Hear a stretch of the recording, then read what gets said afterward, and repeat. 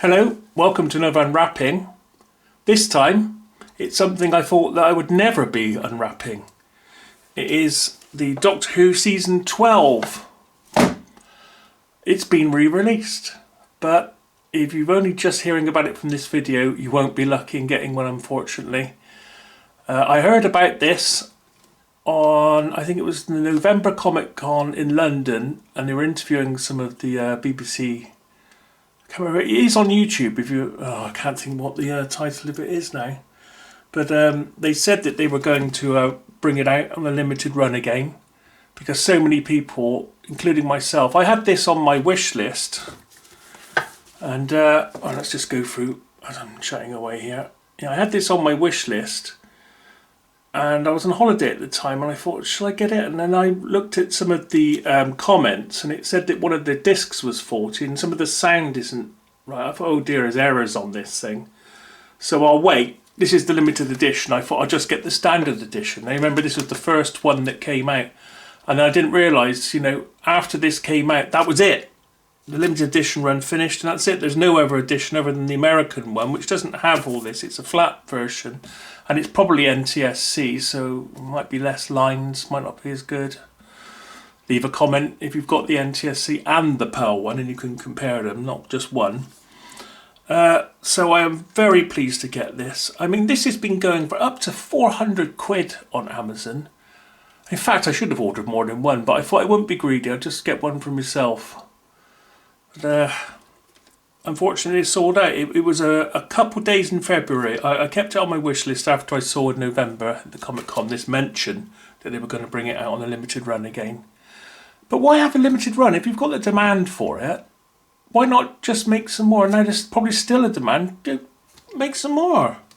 Let everyone that wants to have one, and stop all these people selling them for hundreds of pounds a time. And I notice now, even though we've had this run, I've seen it at about £180, and that was second hand. I was like, goodness me. So I'm very, very pleased to get this, because I've got all the other ones, and I've done unwrappings of them all, and it would never be complete without this one. But I was not going to pay hundreds of pounds for it. No way, because I've got all the DVDs, and we'll have a look at the DVDs after I've done this. Right then, here we go. The unwrapping I thought I'd never do. Very, very pleased about this. Very pleased. And of course, this should have been my first unwrapping, this one.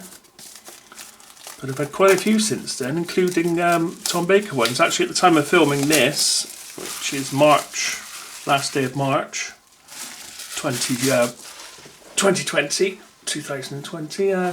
there's another Tom Baker one coming out, and I think it's the one with the talents of Wang Chiang on it, which is one of my favourites, and it's a firm favourite of many people. Really good, that one. So we've got the usual presentation that they all were, but in fact this was the first one. So right, and of course it's Genesis of the Daleks. In fact, I've got a bit of a confession actually. When back in the day, because I was around back in the day when these first appeared on TV, and as I'm 53 now, I hated the new Doctor Who. I was so upset, because you've got to remember, there was no internet, there was nothing like that back then. I had no idea that Jon Pertwee was leaving, and when he came back from the Planet of the Spiders and died, I was absolutely beside myself. I was like, oh. And when he first appeared, he was very comical.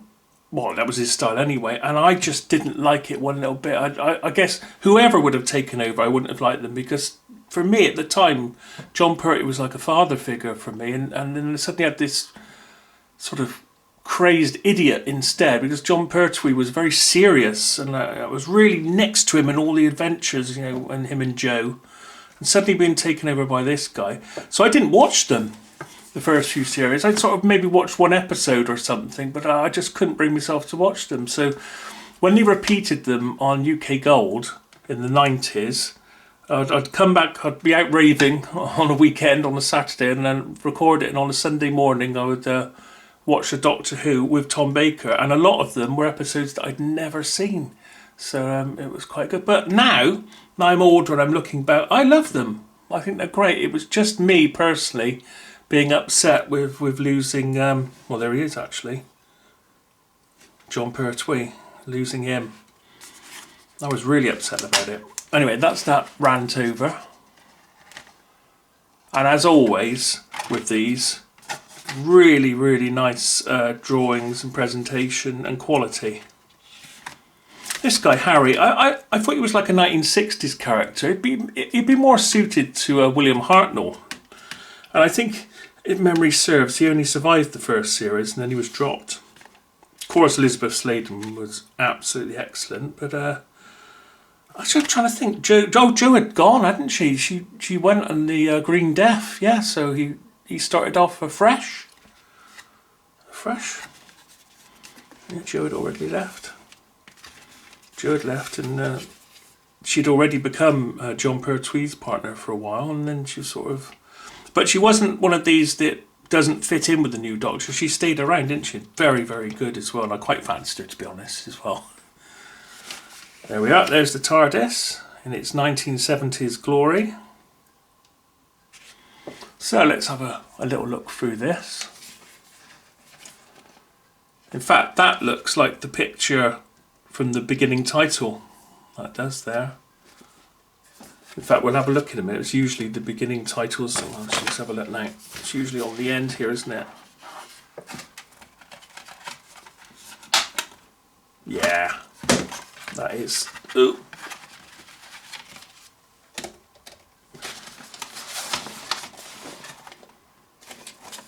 Oh, it's very similar. Actually, his mouth's slightly different.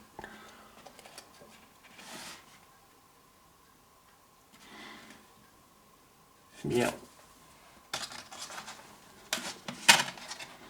I'm really looking forward to the extras because there's bound to be a behind the sofa, so there's going to be more than the extras I've got with the originals for me here, which is also very exciting. I'm looking forward to tonight watching something. It might be behind the sofa, or I don't know what to do. I do watch the episodes first and then all the extras afterwards. Might change with tradition, I don't know yet. And of course Bess is here. I think he only had that for Robot, didn't he? When it disappeared again, because I think John Pertwee owned it. He certainly had it made, didn't he? There's a few quotes there. You may wish to pause. I'm not going to scan all the way up every one, so I've had no feedback about doing that, so unless I hear otherwise, I'm just going to flick through the book like this. And I expect you've all seen it from other videos anyway by now. Yeah, I didn't like this at the time. The way it was sort of superimposed and it grew looked a bit naff. But when I saw the Demons, which was a very similar sort of thing, but he was really big, he was. I didn't think that looked naff at all at the time because I was a little bit younger. So I guess I was getting it. I guess when this came out, I was in my sceptical sort of era. But now, like this part here where he appears, it actually is a really nice design. And some real care's gone into making this.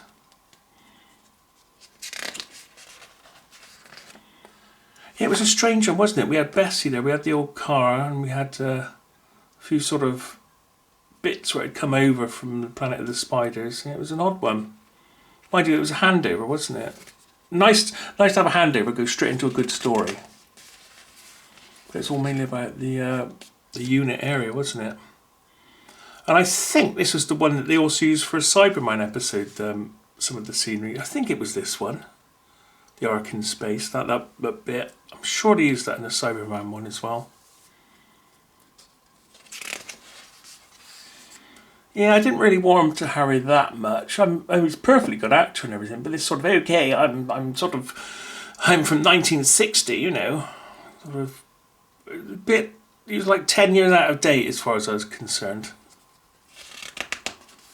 It's not really his fault, is it? I can remember everyone talking at school when they had the reveal, but I don't think the first episode you saw, or it's maybe he took his helmet off right at the end of the episode or something and his tongue stuck out a bit, and everyone was going how silly it looked. But actually that mask is a lot better than some of the later ones. Some of the later ones are terrible. There's a very good one, that.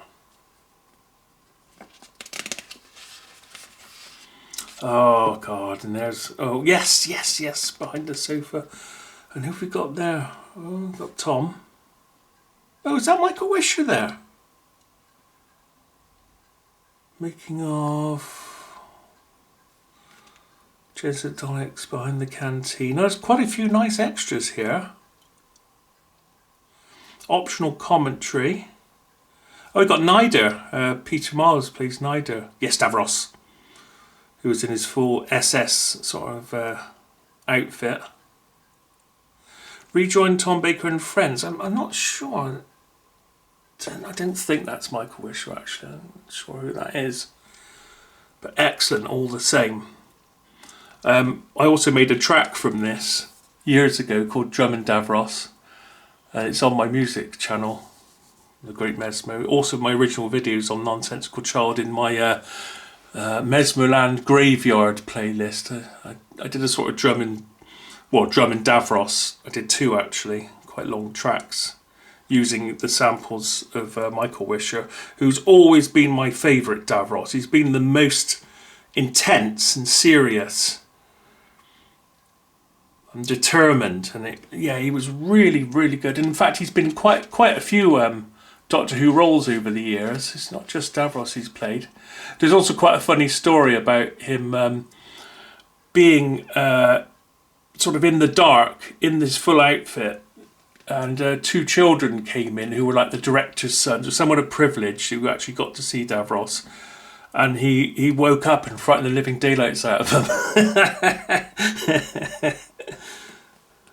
There's some great writing in this that who do I need to tell about these stories? I mean, they're classic stories. I mean, I don't need to go through talking about Genesis of the Daleks, do I? I'm sure anyone that's into Doctor Who has seen that one. And if you haven't, and in fact, if you're not even too sure, do I like Doctor Who or not? Genesis of the Daleks would be a brilliant one to start with. I'm talking about the classic series, as they're now called. If you're wondering where to start, that really would be a good one. Or The Talents of Wang Chiang, which is also absolutely brilliant. But he's more playing Sherlock Holmes in that one. The Pyramids of Mars. I actually knew one of the actors. I knew Peter Copley. He was a customer of mine for many years, and his wife. I knew them quite well. So I gave him. I found in the attic some old Vic programs, and one of them had his first wife in pictures. He went, "Oh, my wife!" when I showed it to him, so I let him have it. Yeah. Well, that looks fantastic, doesn't it? Really nice. I had an annual from Marks and Spencer's, and that looks sort of familiar. And it had the entire story, and it also, in the middle of it, it had pictures of the actual script, all typed.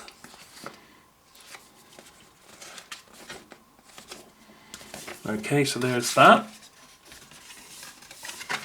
Oh, I'm so glad I've got this. I'm sorry if you didn't get this, by the way, because I don't know if you're like me and you've got all the others and you're thinking, I didn't get this one. I don't know how many people have been affected like I have. So the Three Doctors. Okay. That's not the first episode, is it? The Three Doctors.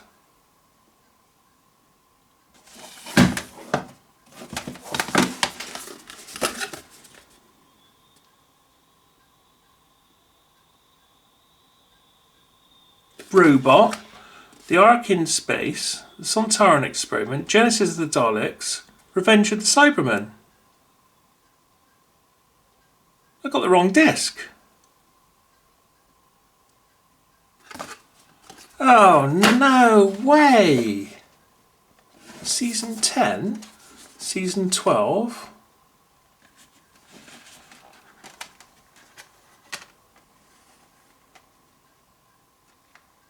Carnival of Monsters?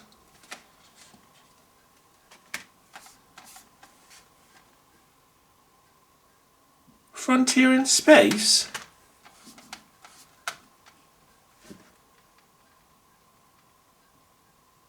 No way! No! This is the John Pertwee discs. Oh, for goodness sake, gonna get it together.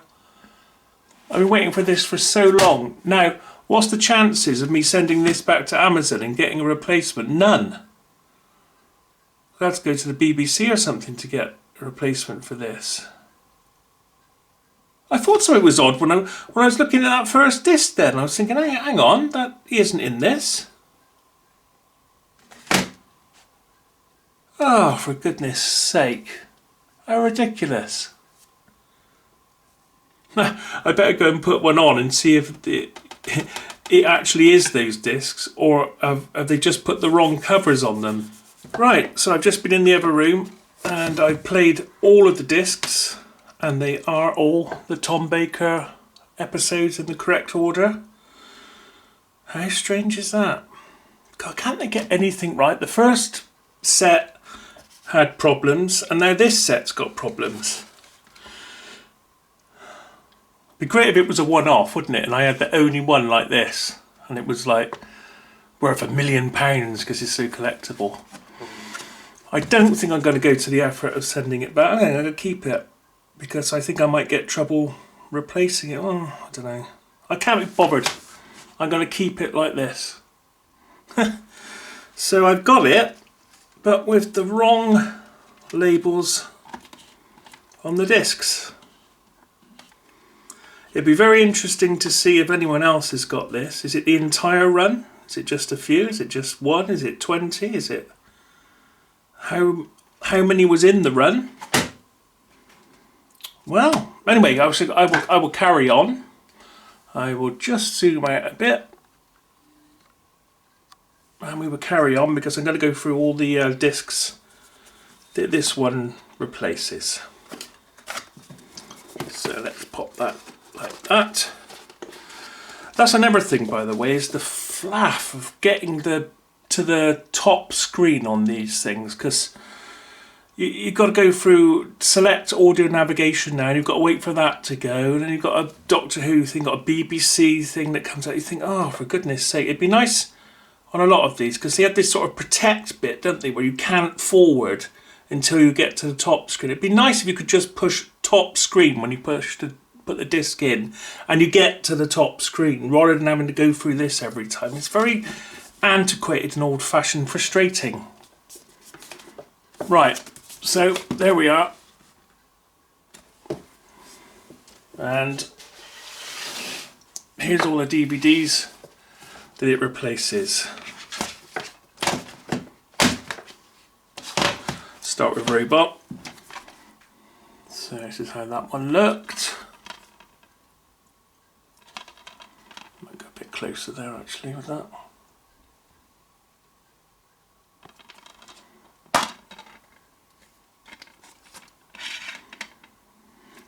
By the way, I'm not scratching. I keep mentioning this now because I get a lot of comments about, oh, you're scratching the disc. I'm not. I'm just gently touching it and just straightening it.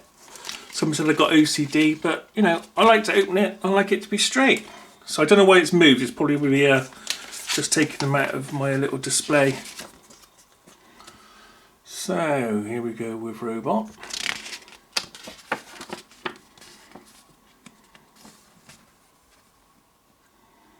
So obviously you won't get this now. I mean this writing and whatever with the new box set.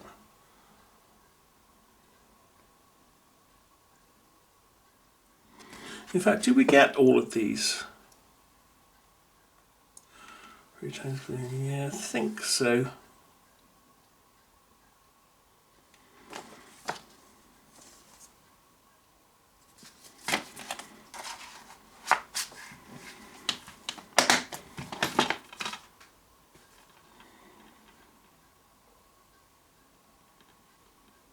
How strange is that though, to get it without the correct labelling? I'll just take them as is. So here's the Sontaran Experiment. In fact, this was unusual because this was only 2 episodes, this one. And it was all filmed outside. And I do like it when they film them all outside because they will have negatives and then they can scan the negatives and you get really good copies, whereas the studio stuff was all filmed on video and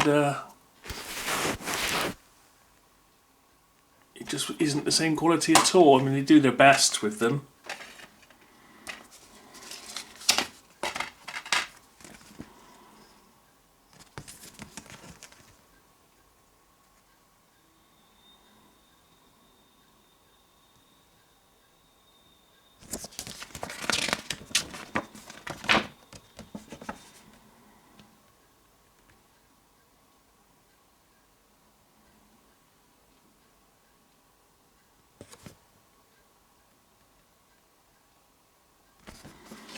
So yeah, not much there. I have got some special editions here.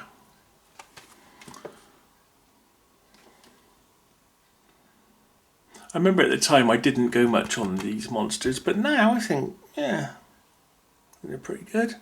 Right, so this is a special edition version.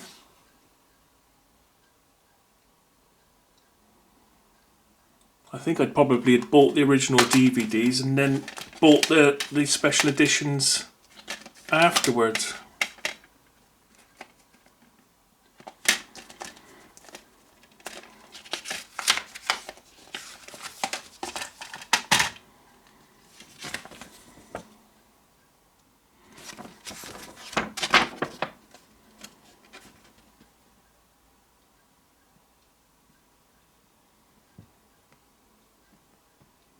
Oh, I see. The special edition had CGI to replace some of the models, but some of the model parts are really good, as I say, because they're always filmed on film as well by the special effects department. So use small cameras so they can get into models, and not these great big video cameras. Oh, this is such a classic, this one.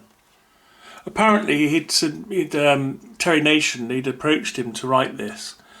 And he gave them a story, and it was quite a few of the Daleks stories he'd done are very, very similar, where someone gets trapped, you're going to get a disc to lift them up, and there's an explosion, and they're quite formulaic. And I think it was Terence Dix that rang him up and said to him, or was it the producer, Barry Letts it was, I think.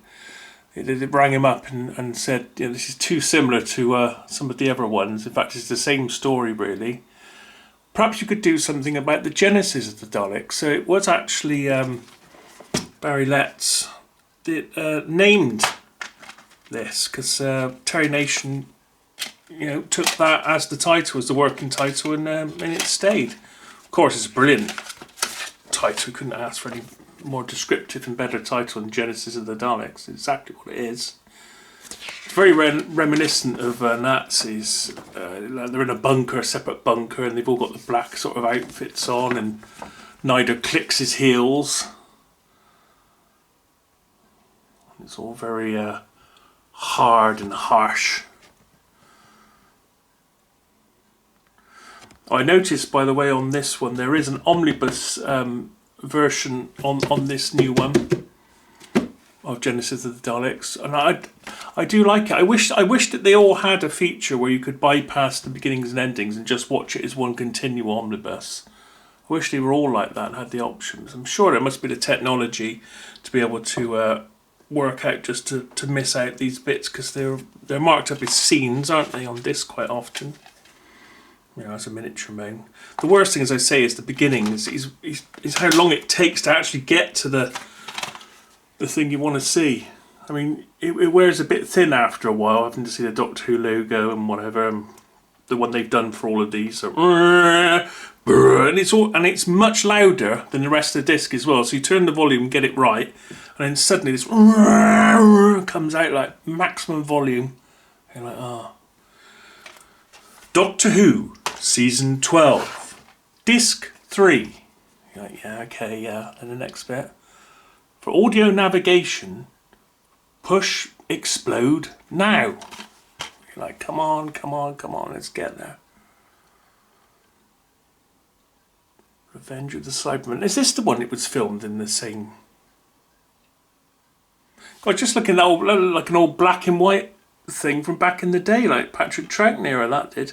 Oh, is this the one that was filmed at Wookey Hole? Yeah, it is. Because I used to go to Wookey Hole with my dad once a year, and I went just after they'd filmed it.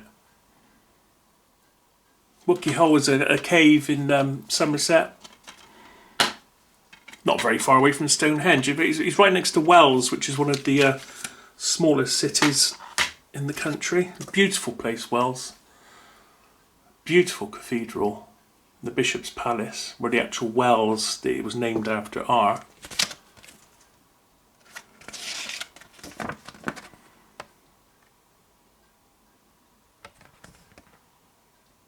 I think this one's, if memory serves, I think this is quite political, this one. Yeah, this guy here, it goes to like another area where, oh, I can just about remember it. It's been a while. Yeah, that's in Wookey Hole there, in the caves. And it's really nice, of course, not to be a set. The only time it gets bad is when they're filming in the studio, because of course you jump from film to video, so you can always see the difference. And then it's trying to be a cave, and you think, oh dear, you know, it's such a. And they have to do it that way, don't they? They can't film it all in the cave, I guess.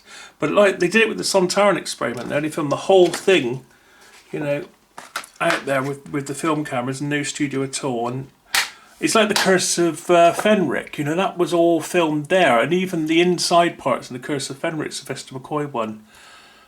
Even that's fantastic because the quality doesn't change. It's film all the way through, even the inside parts. They actually did out the huts that were there, and did the entire set and filming all on location. It's much better for it. But of course, I guess it all comes down to budget.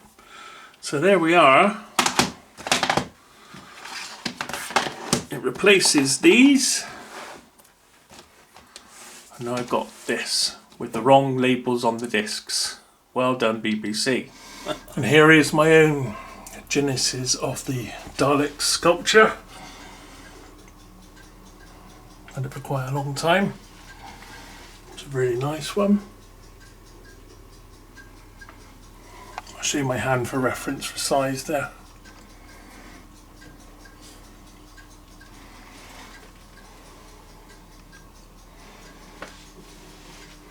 And that's the top of my Doctor Who display.